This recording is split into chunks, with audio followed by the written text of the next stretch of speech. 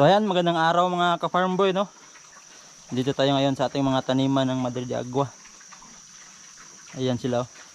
Kasi ano, maglalagay tayo ng fertilizer sa mga Madre de Agua natin. Okay mga ka-farm boy, ayan yung seedling ng ating mga Madre de Agua. Ngayon is lalagyan natin sila ng fertilizer. Ano, laking tulong yung Madre de Agua sa atin para dagdag natin sa pagkain sa ating mga hayop. So yung ginagamit pala natin na fertilizer dito is ito, rabbit, mga to mga poops ng rabbit. Yan mga ka-farm boy.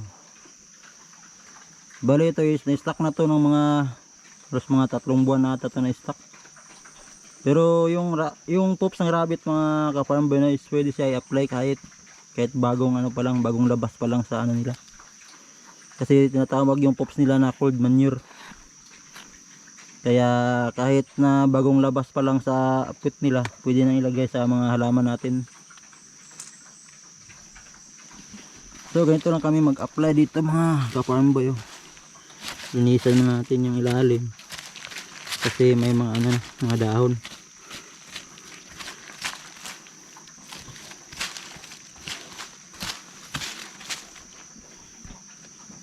Yan, kuha lang ng isang ganito, oh. Yan, tapos lagyan natin sa ilalim.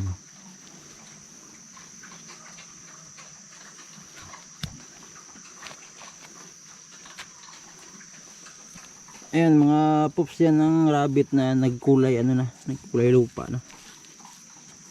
Dahil sa katagalan ba na na-stock.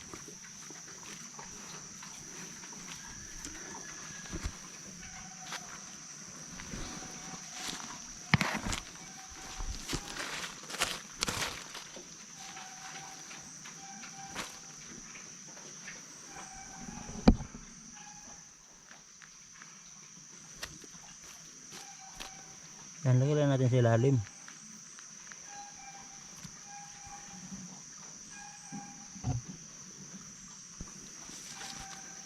Sa kabila naman, ayan.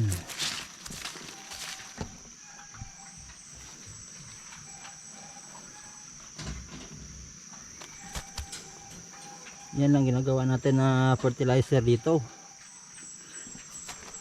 Kasi napaka ano yan, napakadaming sustansya sa halaman.